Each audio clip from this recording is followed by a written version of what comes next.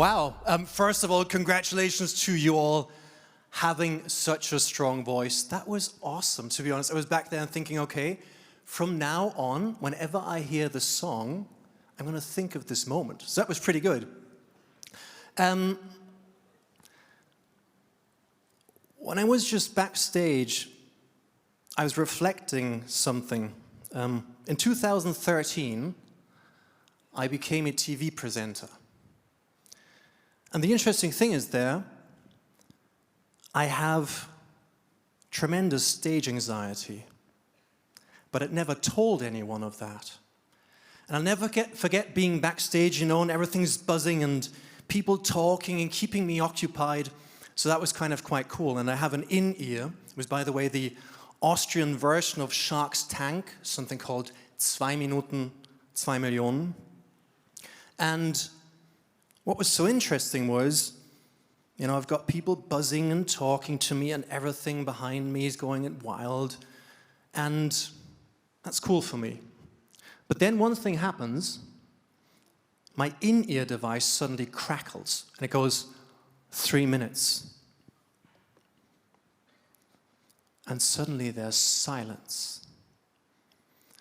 And that's the moment where I'm thinking to myself, oh boy. And that's when I noticed how my mouth suddenly got incredibly dry.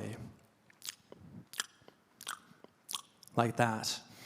And I'm like, okay, what have I done here? And it goes 2 minutes. And that moment I'm noticing how my hands are getting like super moist. I'm like, oh, this is going well.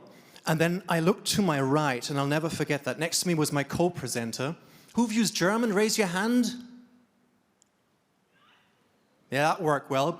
Machen wir es anders. Wer ist aus Deutschland, sagt ja. I studied market research. That's 82%. That's awesome. Okay. Could be 83. I'd have to hear it again, but we don't have enough time for that. So anyhow, I look to my right, and there's Sonja Kraus. Who knows her? Say yes. I'd known her all my life from television, not personally, and suddenly I see her next to me like, what the that was just, it didn't make sense. She was next to me. And then it suddenly goes 90 seconds, and that's where I go like, oh. And suddenly I hear, that was my heart. And my heart was up here. And I thought my ears were moving together with my heart. And then the last crackle comes over the ear and goes, 60 seconds, stand by for countdown. And that's the moment where my stomach goes, I'm really not happy down here. I'm like, whoa. And that's the moment I saw the door. I call this the door moment, the door effect, where you think, well, what if I rip these cables off and run through the door and join the French Foreign Legion? It goes like 10 seconds, count down, and I go like, French Foreign Legion, you'll have people shoot at you, but at the same time, you'll have to learn French. And we're like, yeah, I can do one of the two, but not both at the same time. And then suddenly the stage door opens, it's bright light, and I walk right into the light. It's a bit like dying, So I walk into the light, and interestingly, first of all, I didn't die, so here I am. And secondly, the show went really well. And it was crazy. I was driving home in a rental that day then, and I thought, I've just become a TV presenter, and I still have tremendous stage anxiety. What the hell is wrong with me? I'd always considered stage anxiety as this crazy weakness. And then, in that very moment, it occurred to me that bravery doesn't mean not being scared, but bravery means doing it although you are scared. And that moment changed the way I look on going on stage, the way I look about fear, the way I look about this whole thing completely. By the way, a fun fact, if you do have stage anxiety, I'll give you one pro tip. I met my wife 16 years ago. And the interesting thing is, I'd been on dates before, and you know how it is when you go on a date and you feel nothing, right? That's usually quite a good sign that that's not the right person. You know, you hold hands and you're like, yeah, that kind of sucks. And then you go like kissing, no, I'd rather kiss the ashtray over there. Yeah. And then suddenly I met her, and suddenly I had this incredible tingling sensation, and I knew she was the one. I hope you're okay. And for me, this sensation means she's the right one. And the same way, when I go on stage and I have this tingling sensation, it just tells me this is the right stage. This matters. This is important. So the next time you're standing behind a stage and you're like, oh, brother, what have I done? Embrace the moment, because plan A is you have a stage that matters. Plan B is you're kissing an ashtray. See? So this was storytelling. There's a polar opposite to storytelling, and this is called reporting. I used to have stage anxiety. I thought it was a weakness. I see it differently now. I mean, yeah. That's how it goes. Now, it's up to you to choose it, but I know there's a lot of you go like, yeah, here's storytelling. Isn't that just blah, blah? Well, not according to a study from Stanford. Because in 1969, they conducted a study, and what they did was they put a lot of facts and figures and had one group where they took the facts and figures and stuck them in a story. 93% of that group could actually recall that, the facts, the figures, and the story. And then they took a control group. They were just given the facts and figures. 13% could recollect them. So what I'm trying to tell you today is storytelling is not blah, blah. But in fact, the stories you tell matter deeply when it comes to making yourself heard. This guy, he once said, stories are more powerful than statistics. For those of you that live under a rock, this man is Simon Sinek. You're thinking, okay, this is cool, but it's kind of a modern thing, this storytelling. When I was educated back in university, stories are not important. I lectured at a bunch of universities nowadays. Fun fact is, it took me 20 semesters to get my degree. So if you have children and it's not going so well, it's going to get better potentially. And very important, by the way, the title, the pitch professor. I'm not a real professor. It's like a kind of fun title. I live in Austria, and Austrians, I love Austria. Really do. But Austrians really love titles. They're crazy about them. So if you do something long enough in Austria, you end up getting a title. So it's the pitch professor. And with that title, I also learned that there's regions in the German-speaking countries where people pronounce the P's and the B's the same. I'd never thought of that until I was given that title, until I was introduced and we said, he's called the pitch professor, and in the past 15 years, he's seen more than 10,000 pitches. So if you ever talk about pitching with a P, in German we say Plosivlaut. That one, very important. But this whole storytelling thing, by the way, isn't new. It goes back to the days when we meet at campfires. This is so fascinating. Back in the day, our ancestors would meet at campfires and we would use stories to convey information.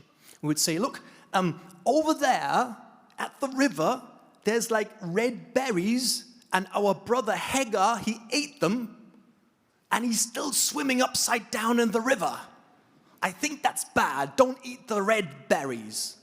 And people go, okay, river over there, red berries, I understand. So,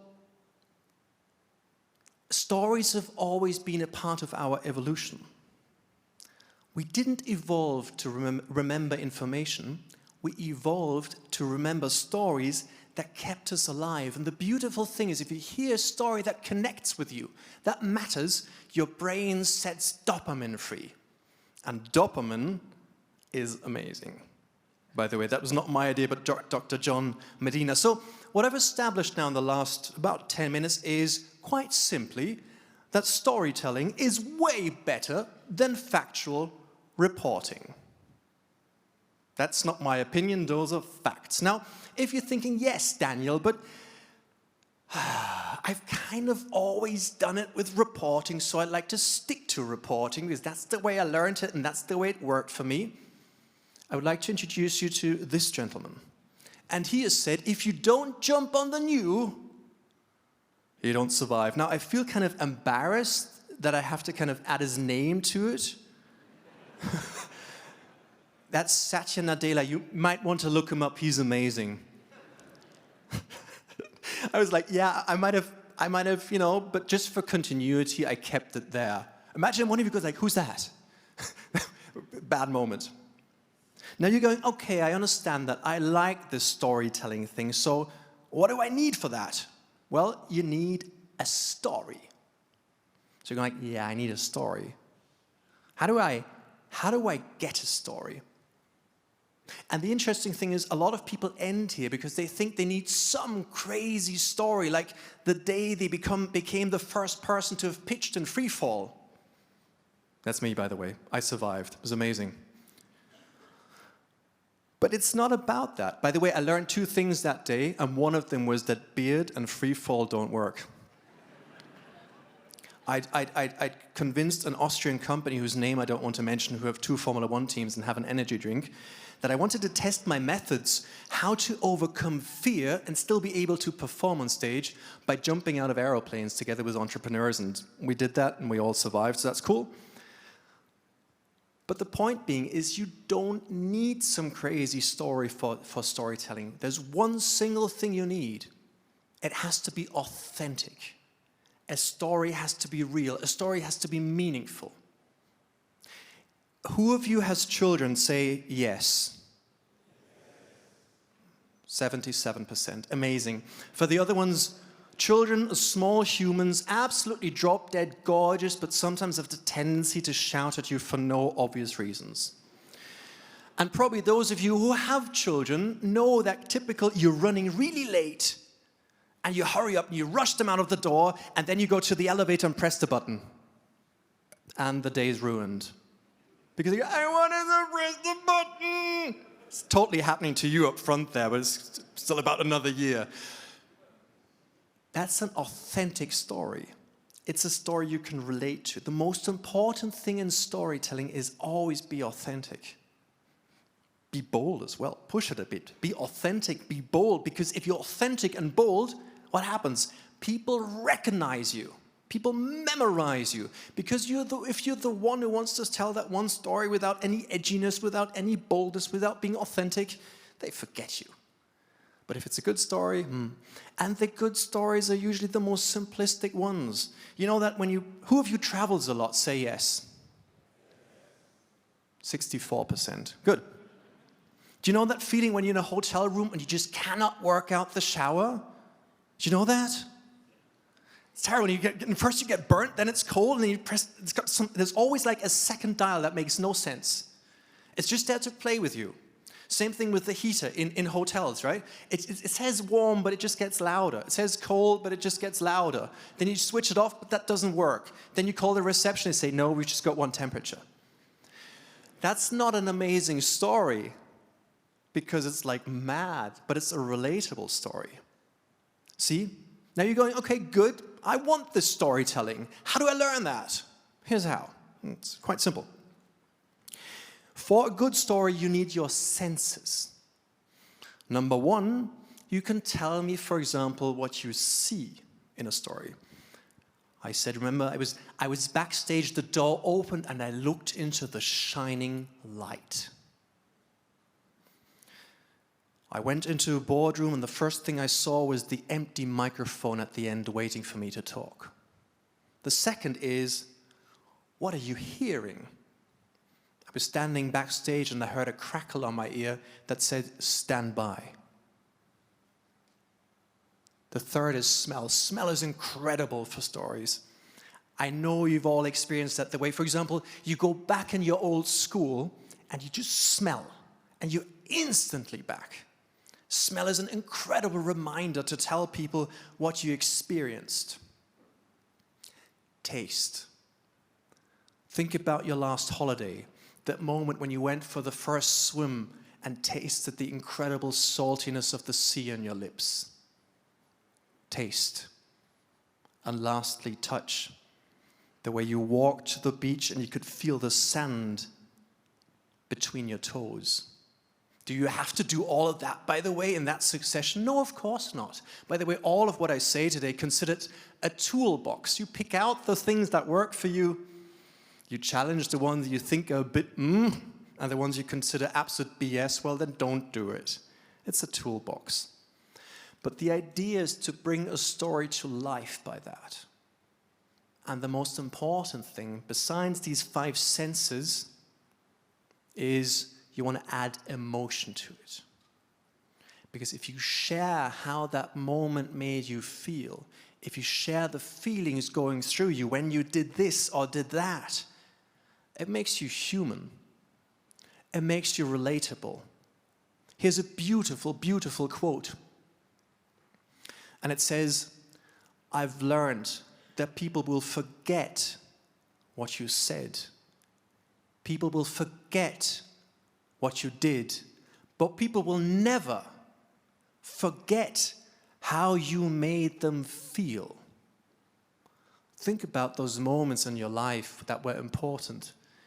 Probably in many cases you won't know the exact words, but you will know those feelings. People will forget what you said, but they will never forget how you made them feel. It was said by Maya Angelou. And last but not least, what I also want to give you is, because I'm actually half Irish, half German, the Irish part loves the storytelling. But then again, I'm also half German, so I would like to give you a structure. Why are you laughing? My favorite TV presenter of all times, a guy by the name of Jeremy Clarkson. Say yes if you know him. Oh, that was a different yes than before. Yes, the man, the inventor of the greatest car show, 1, 2, 3, in the world. Anyhow, he interviewed a half Irish, half German actor. Can't think of his name right now. And he said to him, "So half Irish, half German, huh?" And he said, yeah. "Does that mean," Fassbender, that was his name, Michael Fassbender, "does that mean that you want to be brutally efficient tomorrow?" And that moment, he gave me identity. By the way, it gets more complicated. My wife is Colombian. I went to school in Portugal, and we live in Austria. Back to the structure. This is a very simple structure, how to tell a story. I like those colors, by the way, they're nice. So the first element of a good story is time. You need to earn time, and you do that by starting off with, let's say, a problem, for example, or an outline of a story your audience can relate to. So you talk about something you know they understand. You want to drive them in the first 10 or 20 seconds. You may never forget. It's absolutely essential, no matter who you are, no matter who your audience is, that you always go in with the feeling that you have to earn attention. You have to earn time. You can be the most brilliant person in the world, but you need to earn time. So you do that by talking about something that's relatable and ideally quantifying that as well. For example, you say, "Back in the day, everything was terrible, and the onboarding took an average of 6 months." By the way, totally random. But so we're going back in time and we quantify it with something. This is the first step. And then we add the second step. This is trust. You want to drop in your story why you can make this work. Why you are the ones that can not just make it work, but why your story matters. If you think back to my little story at the beginning, I said, I've always had stage anxiety. Imagine I'd say, I always had stage anxiety, and it's the first time I'm on stage today. You'd go like, well, of course you've got stage anxiety, sunshine. But I told you I had stage anxiety when I became a professional TV presenter. I still have, by the way, stage anxiety up to today. It's important to me, and I've been on stage more than 500 times. I have it every single time. But by saying this, you trust me, because you go like, hey, if you have stage anxiety, A, you probably know what you're talking about, and B, if you have it, it's okay for me to have it as well. By the way, there's someone else who's very good at building trust in a very subtle way. If you go to the doctor the next time, look at the walls. Can anyone, do you know what you see on the walls? Just someone want to shout? I heard certificates. That's right. Why do doctors put certificates on the wall? Because they're trying to build trust. They're saying, look, I'm really smart, trust me. No one ever reads them. It might say number 9 drinking competition in Yale. And you go like, so next time when you're at the doctors, look at the diplomas and think of today. Don't laugh, it's a true story. And then you end that story by talking about belief, or even better, how your belief changed.